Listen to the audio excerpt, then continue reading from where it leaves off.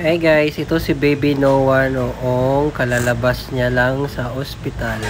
Siguro mga 25 days na siya dito sa bahay. Makita nyo, super payat pa ni Baby for that.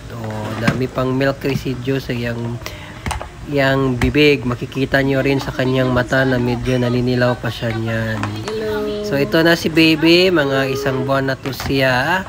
Ayan, lantaw-lantaw na siya o hayag, naghahanap na siya ng hayag. Ayan, naiyak siya dito kasi nung bago pang labas tong si Baby, parang may problema talaga yung tiyan niya kasi parang lagi na lang itong gipanuhot ba, nagsigig panuhot tapos hilak-hilak. Kaya one time amo siyang gihaplasan og ipikasin oil.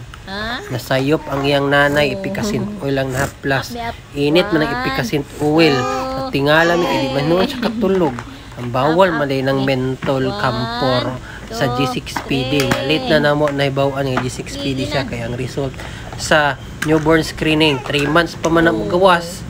Maoto no, ang among baby. Luoy taong kayo. Pero naka-recover ang po siya. Medyo ot nga lang siya.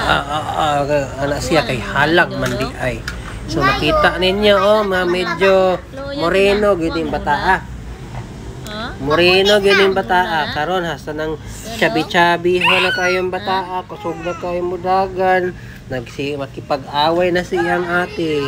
So ito ang aming event ng New Year, October, November, December, 3 months na si Baby dito. Pero tingnan nyo naman okay to, lately lang to, recently picture lang to namin ni Baby. Tingnan mo ang tawa naman ninyo iyang nawang hasta ng bugula, hasta ang dakuan na sa iyang kuhan ani office shot na po ni siya. Mani akong working area dito sa office.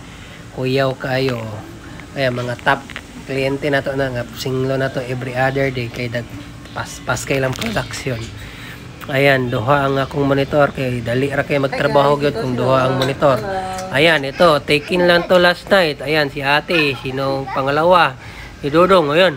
Lantawa grabe nakagwapo sa akong kaduha liwat na kay ate gwapa din si ate Ayan na si Noah Independence Day siya pala to. Ayan, okay. Ayan si Noah. Ayan, lantawan ninyo na si Noah grabe very concentrate good. Alam niya na gibidyohan siya. Ayan si ate din. Bidyohan po natin ang ating ate kay magsilos man kay wala daw sa isali sa video.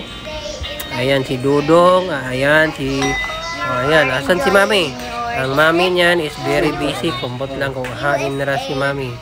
Ayan si ate, marunong na magdrama-drama, pero minsan apakatamad. Cellphone lang inuuna, bawal talaga yan, kaya mapapalo talaga siya minsan. Ayan na pala ang mama, very sexy, kumakain siya ng ayan so ito yung bintana namin, sa tapat lang kami ng McDo, malapit sa Hermosa Road. Dito sa may Tondo. Kapit bahay lang din namin ang Jollibee. Kami na talaga. Kung gusto nyo kaming